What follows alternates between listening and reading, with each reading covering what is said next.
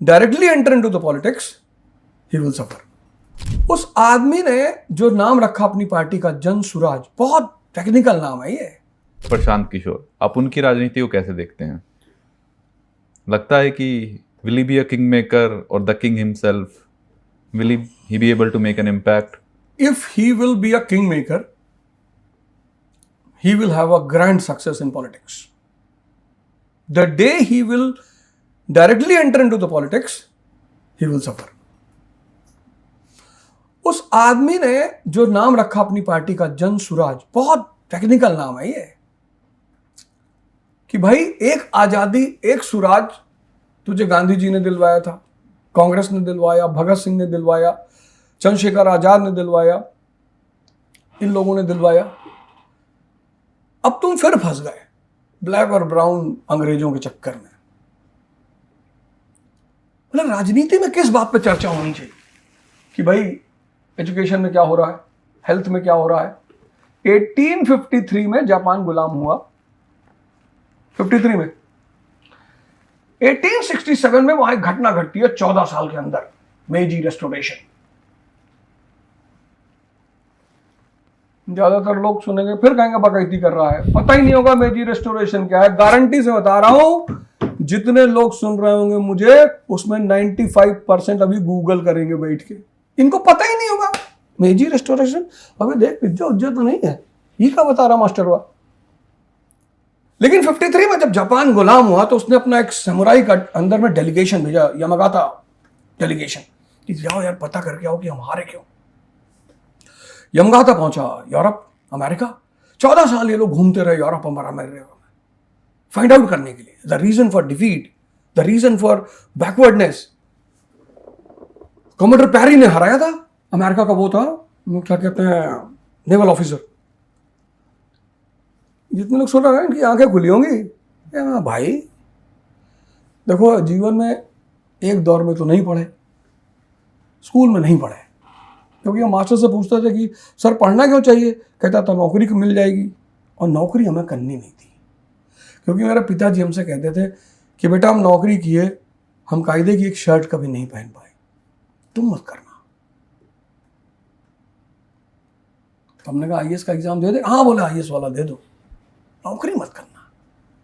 लेकिन जब मैं इलाहाबाद यूनिवर्सिटी पहुंचा तो मुझे पता चला कि पढ़ाई होती क्या है, कितनी प्यारी चीज है पढ़ाई। जवाहरलाल नेहरू ने ग्लिम्पसेस ऑफ वर्ल्ड हिस्ट्री उनकी किताब है, अरे रमन भाई पढ़ो कभी।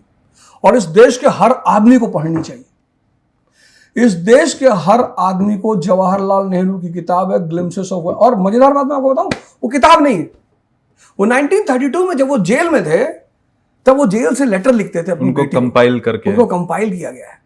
और भाई साहब जब आप वो किताब पढ़ोगे ना, तो जैसे आप 350 नंबर पन्ने पे पहुंचोगे पहले वॉल्यूम में, चेंज इन यूरोप।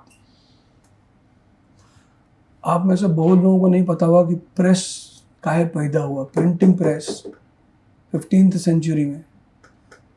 अब गूगल मत करना, बता दे रहा हूं। Necessity is the mother of invention.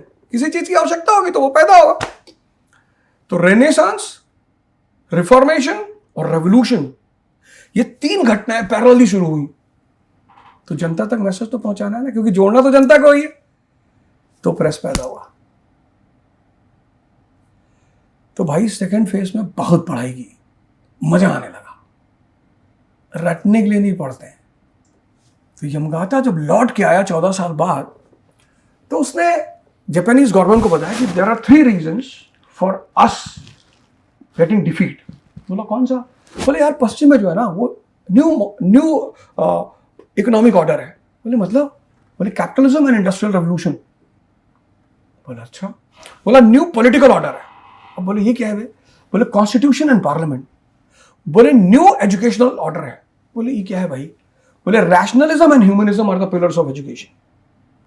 बोला अच्छा यार, पता किया ना, क्यों हारे? पता किया ना, new economic order, new political order, new educational order. मतलब नई आर्थिक संरचना, नई राजनीतिक संरचना और नई शिक्षा संरचना। 1853 से 1867 में लौट के आया, और जब जापान की गवर्नमेंट को ये पता चला मेजी रेस्टोरेशन, पूरी पॉलिटिकल संरचना मिकाडो, शोगन, डैमनियोस, सैमुराई, ये उनका पॉलिटिकल स्ट्रक्चर था। साहब ने सम्राट को सरेंडर कर दिया। एक न्यू स्ट्रक्चर आया। जापान ने क्या रेवोल्यूशन किया अपने एजुकेशन में 1867 में। Education, politics, economy, army. कब गुलाम हुआ? 53 में। मेजी रेस्टोरेशन 67 में, 1867। और 1910 में वर्ल्ड पावर। एक चाटा मारा चाइना को 1895 ट्रीटी ऑफ शिमांशेगी, और एक चाटा मारा रशिया को ट्रीटी ऑफ पोर्ट्समाउथ 1905। अमेरिका ने क्लैप किया, अरे भाई अच्छा खेलते हो यार। क्या नाम है जी? जापान।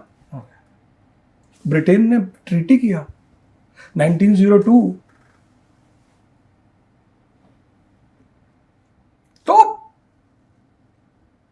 सवाल यह है कि हम जब चीजों को नहीं समझ पाते, हमारे देश की जनता बहुत, एक तो मासूम है, 70% तो मासूम है, मैं उसे बिल्कुल ब्लेम नहीं करता। 20% जो है ये इस जनता को अलग अलग पिक्चर दिखाते हैं।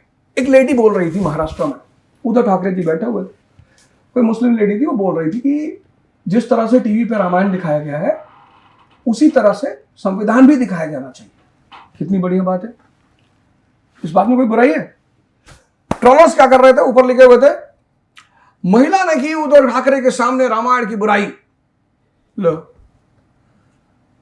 अरे घुटने में बुद्धि वालों, ये जो 20% है ना, 20, ये इस देश की जनता को उल्टी सीधी बातें दिखाते हैं। अवध ओझा जो है, अपने बच्चे को मत भेजना, तुम्हारा बच्चा नहीं पढ़ रहा है, IAS नहीं क्वालिफाई कर रहा है, तुमको मौका मिले हमसे सिर्फ एक बार मिला, हम बताएंगे कैसे करना है।